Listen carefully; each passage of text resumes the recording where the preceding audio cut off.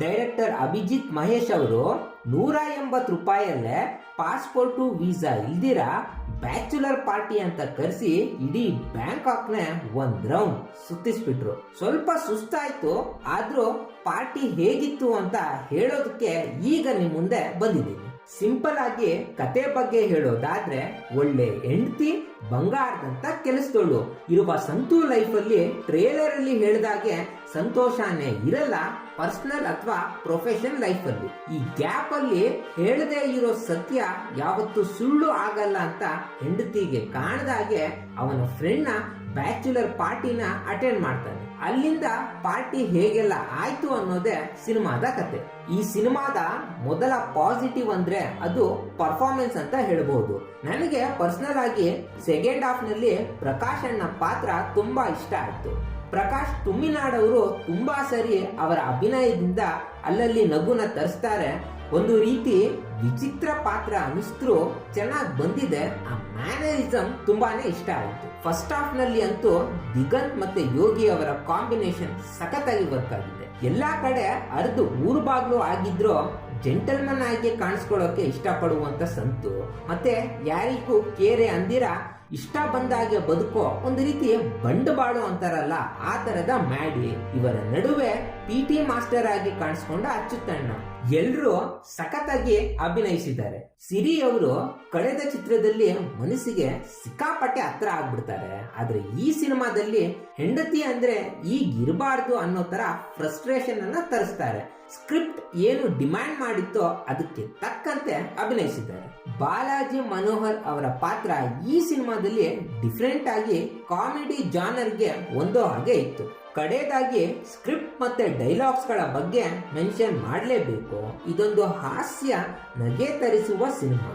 Logic ನ ಸ್ವಲ್ಪ ಪಕ್ಕಕ್ಕೆ ಇಟ್ಟು ತುಂಬಾ ಲೆಕ್ಚರ್ ಮಾಡ್ದಿರ ಜೀವನದ ಪಾಠನು ಆ ಪಾತ್ರಗಳ ದೃಷ್ಟಿಯಿಂದ ಹೇಳಿಸಿದ ರೀತಿ ತುಂಬಾನೇ ಇಷ್ಟ ಆಯ್ತು. Art of gold digging, petrol bunk, online ಹೋಮ, ಗುರುಗಳು, strong independent women, costly gift, price tag ತೆಗಿಬೇಡ, ವರ್ಕೌಟ್ ಆಗದ ವರ್ಕು ಲೈಫ್ ಅಲ್ಲಿ, ಇಂಟರ್ವಲ್ ಅಲ್ಲಿ ಬಂದ ಹೋಟೆಲ್ ಹ್ಯಾಪಿ ಎಂಡಿಂಗ್, ಚೇರ್ಮನ್, ಅಲ್ಕಟ್ ಅಲ್ಟ್ರಾ ಮ್ಯಾಕ್ಸ್ ಪ್ರೋ, ಮಹಾಬಲ ಸಂಗೀತ ಕಚೇರಿ, ಕಣ್ಣಂಚಲ್ಲಿ ನೀರು, smile, congratulation, happy married life. ಇವೆಲ್ಲ ಸಿಂಪಲ್ ಆಗಿ ಇದ್ರು ಆ ಪಾತ್ರಗಳು ಚೆನ್ನಾಗಿ ಬಂದಿದ್ರಿಂದ ಇಂತಹ ಮೂಮೆಂಟ್ಸ್ ಗಳು ತುಂಬಾ ಚೆನ್ನಾಗಿ ಬಂದಿದೆ.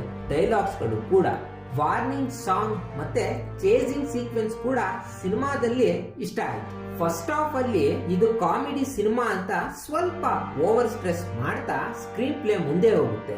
ಲಾಜಿಕ್ ಪಕ್ಕಕ್ಕೆ ಇಟ್ಟು ನಗ್ತಾ ನೋಡ್ತೀನಿ ಅಂದ್ರೆ ತೊಂದ್ರೆ ಇಲ್ಲ. ಕ್ಲೈಮ್ಯಾಕ್ಸ್ ಅಲ್ಲಿ ಬಂದ ಆ ಫೈರಿಂಗ್ ಸೀಕ್ವೆನ್ಸ್ ಕ್ರಿಯೇಟಿವ್ ಆಗಿ ಚೆನ್ನಾಗಿತ್ತು. ಆದ್ರೆ ಅಲ್ಲಿ ಸ್ವಲ್ಪ ಸ್ಕ್ರೀನ್ ಪ್ಲೇ ತುಂಬಾ ಲೂಸ್ ಆಯ್ತು ಅನ್ಸುತ್ತೆ. ಇನ್ನ ಸ್ವಲ್ಪ ಗಮನ ಹರಿಸಿ ಬೇರೆ ಪಾತ್ರಗಳ ದೃಷ್ಟಿಯಿಂದ ಅದನ್ನ ಚೆನ್ನಾಗಿ ಎಕ್ಸಿಕ್ಯೂಟ್ ಮಾಡಬಹುದಿತ್ತು. ಸಂತೋಷ್ ಪಾತ್ರ ಆಪ್ಟಿಮಿಸ್ಟಿಕ್ ಆಗಿ ಕಷ್ಟನೋ ಸುಖನೋ ಮತ್ತೆ ಅವಳ ಜೊತೆನೆ ಸಂಸಾರ ಮಾಡಬೇಕು ಅಂತ ಇರುತ್ತೆ.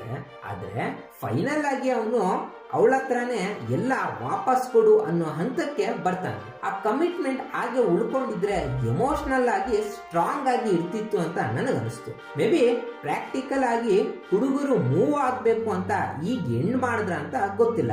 ಆಲ್ರೆಡಿ ಈ ಸಿನಿಮಾನ ನೀವು ನೋಡಿದ್ರೆ ನಿಮ್ಗೇನ್ ಅನಿಸ್ತು? ಸಂತು ಮತ್ತೆ ಸಂಧ್ಯಾ ಮತ್ತೆ ಒಂದಾಗ್ಬೇಕಿತ್ತ? ಕಮೆಂಟ್ ಮಾಡಿ. ಫ್ರೆಂಡ್ಶಿಪ್ ನಿಮ್ಮ ಸ್ಟ್ರೆಂತ್ ಅಥವಾ ವೀಕ್ನೆಸ್? ಉದ್ಧಾರ ಆದ್ರೆ ಪಾಸಿಟಿವ್, ಹಾಳಾದ್ರೆ ಆ ಬಡ್ಡಿ ಮಗ ಇಂದಾನೆ ನಾನು ಹಾಳಾಗಿದ್ದು ಅನ್ನೋ ನೆಗೆಟಿವ್ ಫೀಲಿಂಗ್. ಈ ಪಾಸಿಟಿವ್ ಮತ್ತೆ ನೆಗೆಟಿವ್ ಮಧ್ಯೆ ಒಂದು ಝೋನ್ ಇದೆ. ನಾವು ಉದ್ಧಾರ ಆದ್ರೂ ಹಾಳಾದ್ರೂ ಅವನ ಜೊತೆ ನಾನು ಇರ್ಬೇಕು, ಅವನ ಸ್ನೇಹದ ಮಾತುಗಳು ಇದ್ರೆ ಸಾಕು ಅಂತ ಅನ್ಸುತ್ತೆ. ಜೀವನ ಹೆಚ್ಚು ಕಡಿಮೆ ಆದ್ರೂ ಅವ್ರನ್ನ ಬಿಟ್ಕೊಡ್ದೆ ಜೊತೆಯಲ್ಲೇ ಇರ್ತೀವಿ. ಆ ಒಂದು ಎಮೋಷನ್ ಈ ಚಿತ್ರ ಸಂತು ಮತ್ತು ಮ್ಯಾಡಿಯ ಪಾತ್ರಗಳಿಂದ ತುಂಬಾ ಚೆನ್ನಾಗಿ ನಮ್ಗೆ ಆ ಫೀಲ್ ಅನುಭವನ ಕೊಡುತ್ತೆ. ಇಷ್ಟೆಲ್ಲ ಆಗಿದ್ದಕ್ಕೆ ಈ ಬಡ್ಡಿ ಮಗನೇ ಕಾರಣ, ಆದ್ರೂ ಇವ್ ನನಗೆ ಬೇಕು ಅಂತ. ಜಾಸ್ತಿ ತಲೆ ಕೆಡಿಸ್ಕೊಳ್ತೀರಾ?